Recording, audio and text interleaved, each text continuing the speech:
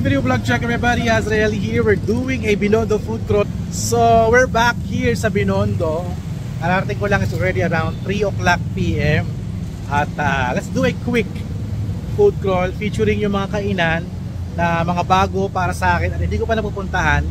At hindi tayo kakain doon sa mga restaurant na sikat na, no? We will discover and find yung mga bago. May mga discover ako last year eh. So babalikan ko sila. So okay, so bago muna ako mag-explore, bili muna ako ng oyster cake sa Quick Snack. Alright, let's do this.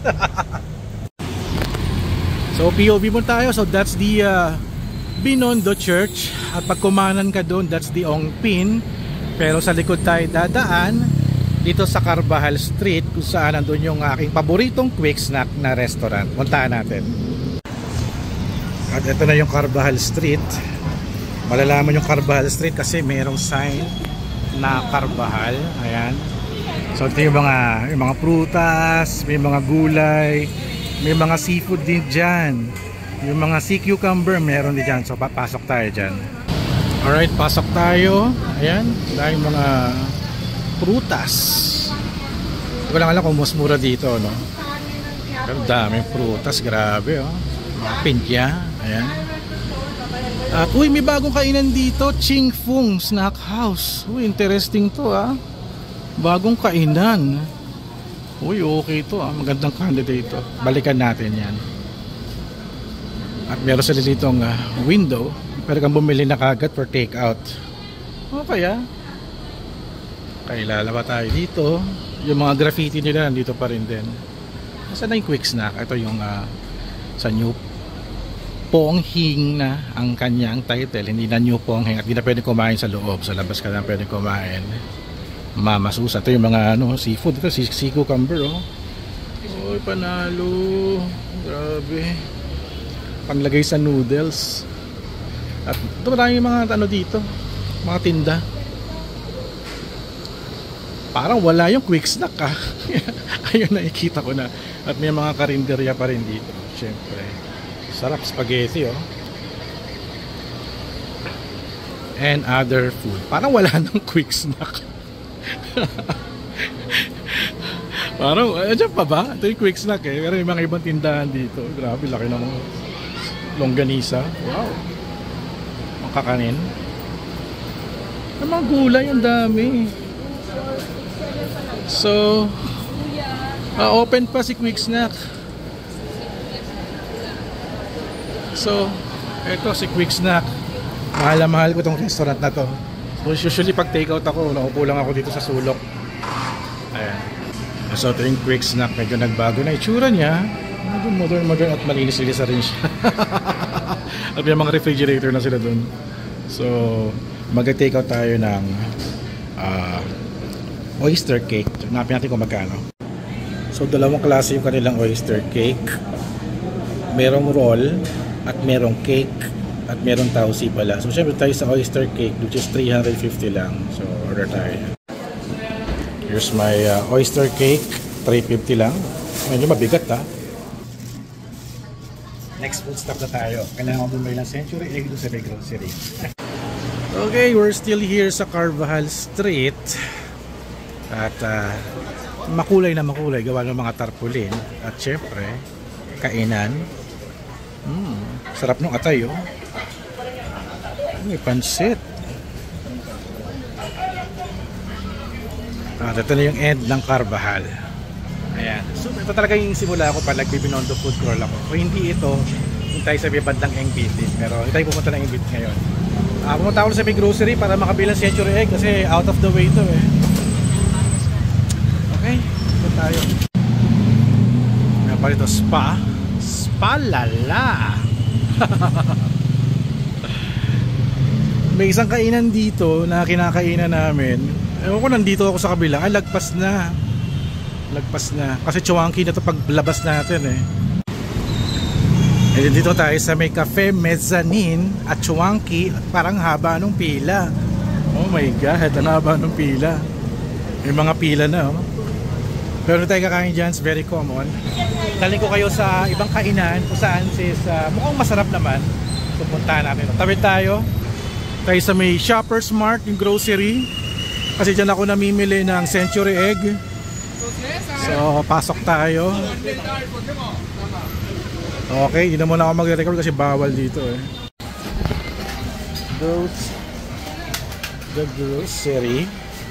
At ang lagayan ng kanilang century egg is somewhere over here. Kung naalala ko pa. Kuya, saan yung mga century egg nyo?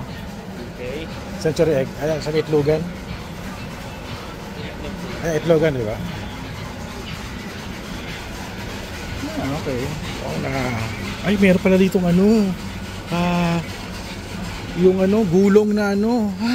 Oh my God. Oh my God, oh my God. Shucks, bibili ko nito dalawa. Magkano to? 178 isa. Shit, bibili ko dalawa. Namimiss ko na to. Tsaka chow sansi, meron kaya? Ay, wala. Yung century egg nila. Hindi ko lang alam kung ito yung binibili ko. Pero kulay-pula yun, alam ko eh. So, okay, let's do this. Bili na natin itong dalawa. Okay, nakapamili na tayo ng century egg. At saka yung paborito kong pork's leg. Nagugutom na ako, nangihina na. Nakakita na ako ng mga street food. Ayan, sarap nun, fish balls. So. Marami lang. Okay.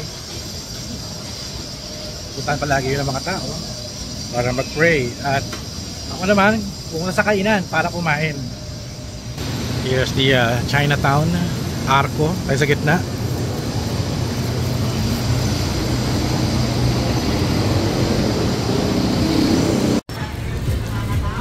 Tayo sa isang spot. Kakaliwa na tayo dito sa may kita may Anson na sign. Salazar Street.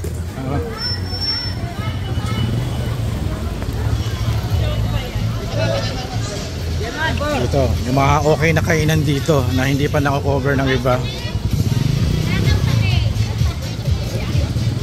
Ganda oh. Makulay na makulay. Uy, daming kamote. Oh. Taiwan kamote, Japan kamote. Wow, dami. Okay, tayo sa kanan. Ito pala yung Red Doors. Diyan ako balak mag-overnight stay sa Chinese New Year. Okay naman pala. Sige. So ito yung street ko saan makita mo yung Waying. So hindi tayo kakain sa Waying. May na-discover ako ditong isang kainan na naamoy ko. Akala ko parang Taiwan. Pero may isang kainan dito. Siopao Center. Ito yung Waying. Tayo dyan kakain.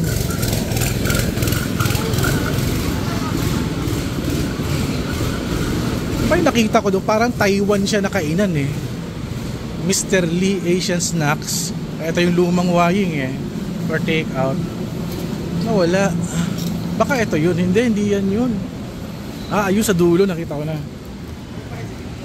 Discover ko lang yan last year. Nag Fujifilm nationwide photo walk.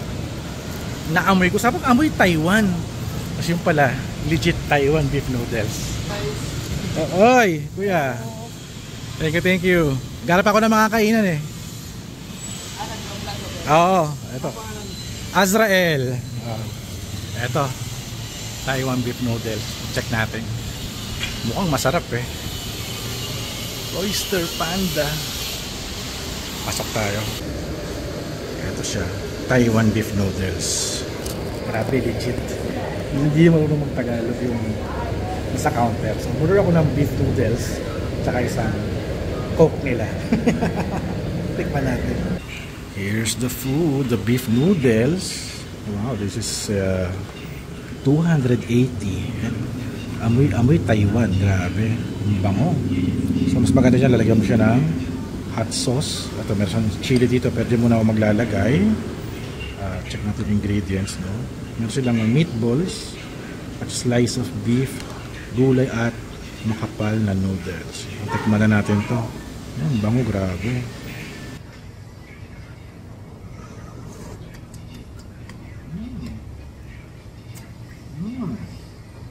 Konting anghang. Sarap, grabe. Iba yung lasa niya. Grabe, ang sarap. Parang ka Taiwan. Wow. It's good. Slices of beef. Grabe. Parang siya yung lumilited na beef. Sobrang sarap. Tendon. Beef tendon.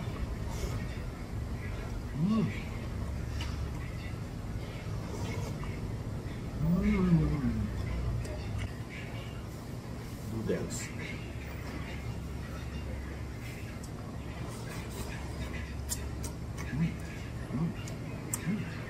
Makapal yung noodles nila, sarap. Ito siya, sobrang sarap, grabe. Tama nga itong pinuntahan ko. Ngayon, ubusin natin to. Lolo na tayo bago pumunta ng Quiapo Church. This is very interesting. Oh. Hindi ko alam na meron siyang kasamang fried egg. Kakaibang style. May itlog. Itong bowl sila sobrang sarap. Super siksik, sobrang lasa nito. Hindi ko alam kung anong saan gawa to. Pero super sarap. Galing mo may itlog.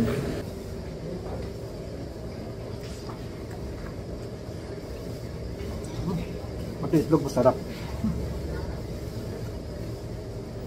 Mukhang okay dito kasi daming umu-order ng take-out at pa-delivery. Ano? Daming delivery, daming order. Grabe. Mukhang sikat to. Taiwan beef noodles.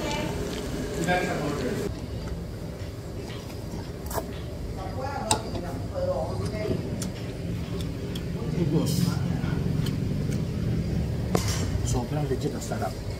Taiwan na Taiwan. Panalo dito sa Taiwan beef noodles. Super recommended. Taiwan beef noodles. The best. Grabe. Pero itong sushi. Alik mga sushi yata ito. For sure, sushi yan. Ayan. So si Taiwan beef noodles katabi ni Wonky Bakery. Ayan. Hindi mo tayo bibili ng tinapay or ano. So journey tayo. So lakbayin natin tong Benavides Street. Kanan tayo ng Soler. Kanan tayo na Sabino Padilla. Marami din itong kainan. Pero si Masuki. Yung paborito natin si Masuki eh. Pero tayo kakain ngayon dyan. See you soon, Masuki. Mukhang okay to. Apolog Coffee and Pastry. Legit. Daming kumakain ng mga Chinese. Pasok tayo. Try natin.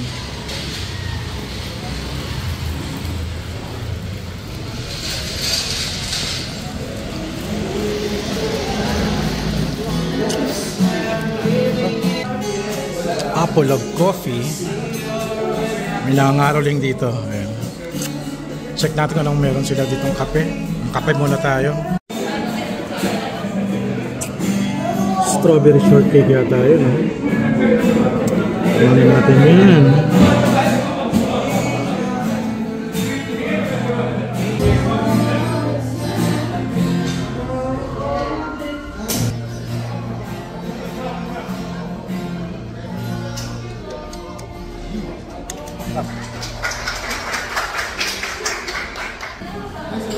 Yun.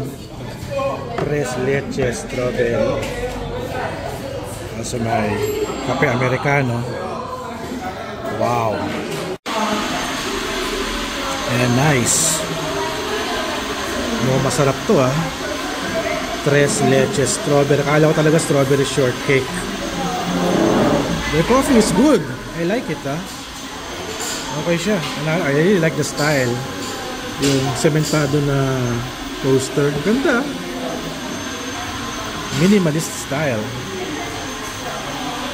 And the cafe is really nice. Coffee muna.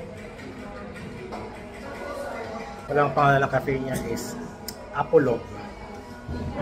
Apolog Cafe. Here sa Benavides. Okay siya. Kakaiba style. Coffee shop tayo sa Binondo. Here's the Tres Leches Strawberry.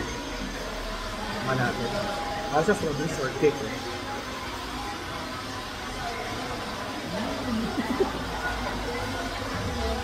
Sarap, grabe.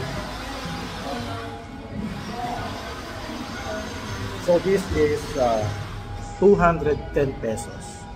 Yung kape ko is 130. So total of 340 pesos. Okay, ito para sa strawberry shortcake na yun eh.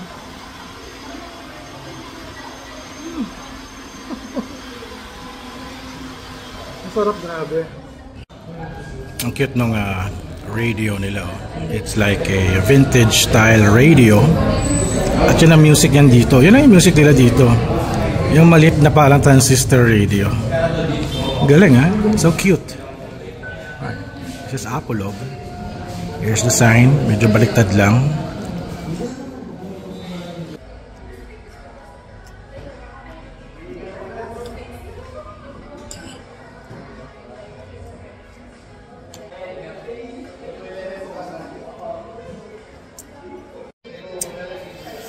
Okay dito. Very coffee cafe. Mataas yung mga cakes nila at yung mga pastries. Ito. Ano gusto ng aking Amerikano. Sarap ng strawberry tres leches. Yun ang babalikan ko next time. Oy, that's the end of our second stop. Medyo gabi na. 5:30 PM, medyo madilim na. At mamaya baka wala tayong makitang kakainan dito. So let's have some pangatlo o pang-apat or pang-lima. Pwede natin makahanap. Pag naglalakad tayo sa Benavides, kakanan tayo ng Soler, at kakanan tayo ng Sabino Padilla. Okay yung cafe ng Apolog. Hindi ko napansin yan last time pero ngayon ko na siya nakita. Very iba yung vibes niya. Super ganda. Tambayan ng mga estudyante. Nakita ko sila doon. Alright. Let's walk. At I think ito na ata yung Soler. Okay, kanan na tayo dyan. Yun yung Golden Fortune Restaurant. Diyan, at sabi ko ba kain nung bata pa kami. Oo, dyan nga. At ito na yung Sabino Padilla. Kakanan na tayo dito. I think Padilla Street, Sabino Padilla, di ba? Oh, lakad na tayo dito.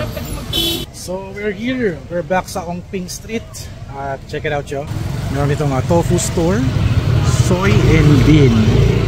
Ayan. Tapos katabi niya is yung Shanghai fried siopaw, the original. Wala pang pila. Panalo. At itong Oshikun. Ayan. Wala pang ganong pila. For sure sa February marami nang pipila dito eh. Siyempre weekday ngayon. Wala ganong tao. It's on a Monday. Kaya pag pupunta kayo ng Binondo, weekday para hindi madaming tao. Lahat ng kainan maluwag. So, sana tayo Alonso Street, no? At tapat natin yung Lingnam Wonton and Noodle Factory. Ayan, kasi medyo busog na tayo eh. So, dinaanan lang natin siya. Okay, ito tayo tapat ng Lingnam. Nakakita ako ng siopaw eh. Ayun, laki ng siopaw, grabe oh. Okay, pasok tayo sa Lingnam. Palalo, legit 1950 pa pala itong kainan na to. Siyempre, huwag tayo mag-noodles. Pero masarap yung kanilang noodles, oh. 275. Lalo na to, 295. Grabe, solid. Gusto kong mag-siopaw. Ayan, siopaw. Siopaw tayo. Bola-bola, lotus paw. Lotus paw. Munggo paw, asado. Thai paw. Combination bola-bola, chicken fillet, Chinese. Oh, solid to ah. Thai paw tayo. Kain tayong Thai paw. Wow, laki. Oh my God, ang laki ng kaya siopaw. Laki. Grabe. Ito yung mukha ito. Kalaki. Ay, kanya sa sarsa. Ay, parang kakainin to. Hatiin na natin to. Hatiin natin itong siopaw. Laki. Ang laki ng siopaw. Very fluffy. Oh. Thai paw. Mixture to ng 3 kinds of meat. Bola-bola, asado, pork. Tawag ito ay Thai paw. Ang tawag nila. Thai paw kasi triple. Triple ang kanyang palaman. Grabe. grabe oh. Wow, grabe. Bango. Shucks, grabe. Ano kainin to? Sama yung papel eh. Ang galing yung papel. Laki, grabe. Solid.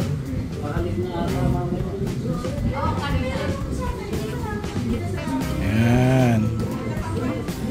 Alright. Here we go. Taipan. Taipaw pala, taipaw.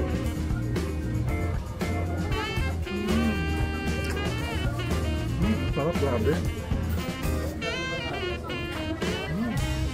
Pati pinapay ah.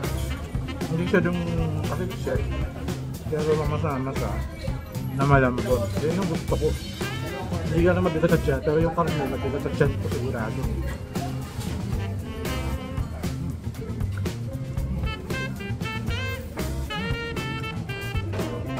Take out pa ako ng dalawa. Para matikman ni mama sa Carlos. Yung sa bahay. Grabe. Ay, hindi naman kasi kinakainan namin ito nung bata pa ako sa Arizona Plaza. Noodles ako palagi. Busog na ako. Siopaw naman. Taipaw naman. Nakain nila.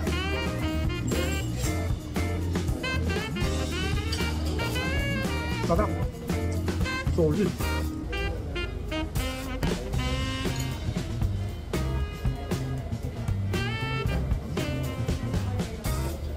Sarap, grabe.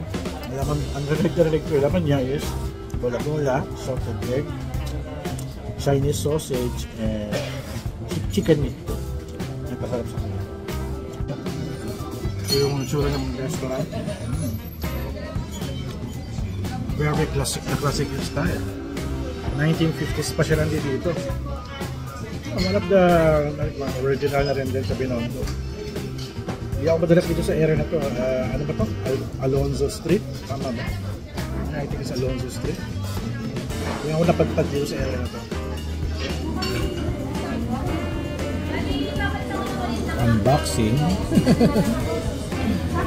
Natagal ko yung papel eh. Kapal ng papel. Yun, tanggal na. Masama yung hindi okay na part. Sauce.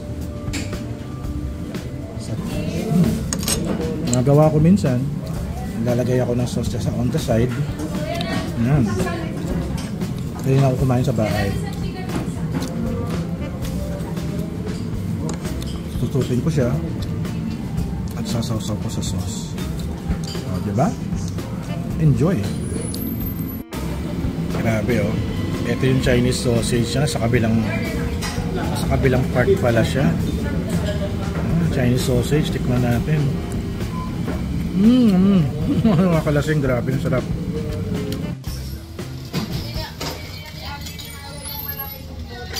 Ay, grabe, busog na ako.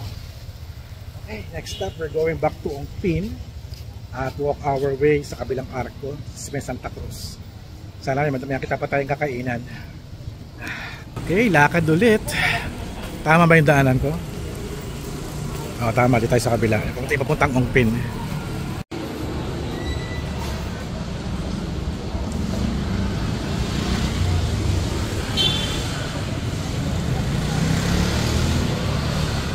So ito yung Eastern Garden. Ayan, may masarap na ano dyan, lumpia. Kaso busog na tayo makakakain ng lumpia dyan. So skip na muna natin. Lakad pa tayo, doon sa diretso tayo. Dito tayo ngayon sa Tomas Mapua Street. At check it out siya, meron ditong Zeng Shin Chicken Steak na fast food. Mukhang masarap dito ah. Mga klase. Parang chicken. Uy, meron silang barbecue chicken. Chicken pao. Oh, interesting to ah. So, I guess this will be our last stop. Zeng Shin Chicken Steak. Try natin kung masarap yung chicken nila eh. Sige, discovering natin to. So, I think in order ko, chicken steak, 180 per piece. May mga flavor sila. Saan ba yung flavor nila? pinakamasarap daw is salt and pepper at sweet plum chicken chops. Try natin yan. Sila mga parang pang barbecue to ah. Wow. Ito yung mga kanilang meals. Honey mustard chicken legs, puro chicken, potato balls. Masarap to. May mga combo meals din sila and also burgers. Try nga natin ito, masarap. So here's the Shengshin chicken steak. It's a breaded chicken fillet. Flavor nito is salt and pepper. Bango, grabe. Sabi ito raw yung pinakang famous snack in China. Try natin. Meron silang branch here sa Binondo. Try natin to. Parang it reminds me yung sa Taiwan eh. May kinainan din ako sa Taiwan. Parang chicken, ano siya, ganun kalaki. Tapos ganito, salt and pepper yan.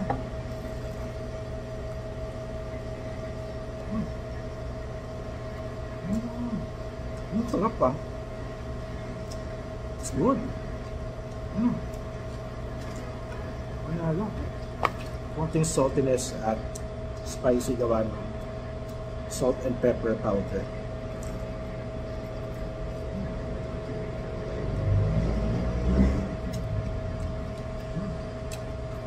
Sarap.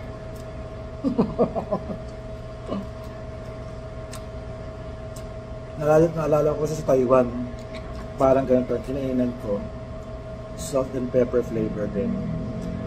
Sarap, grabe. Yung discovery ah, Shengshin chicken steak.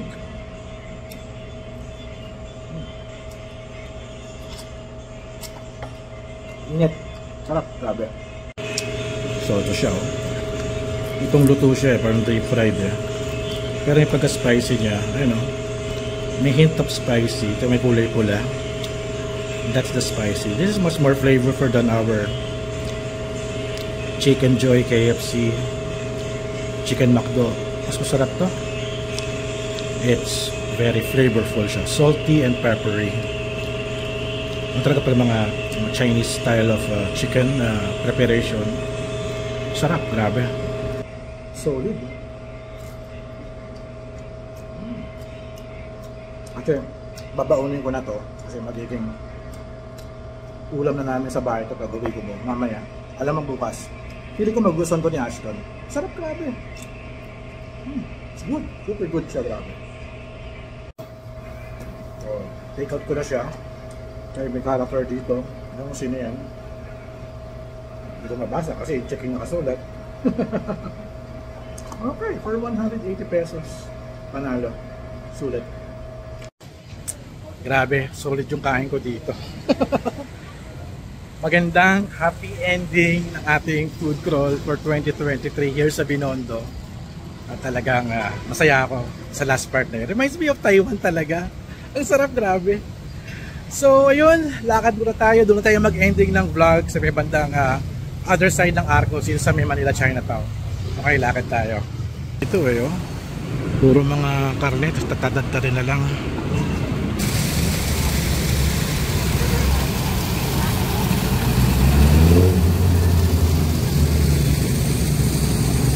Alright guys, that's the end of our Binondo food crawl. At ako lang mag-isa ang nag-organize ito.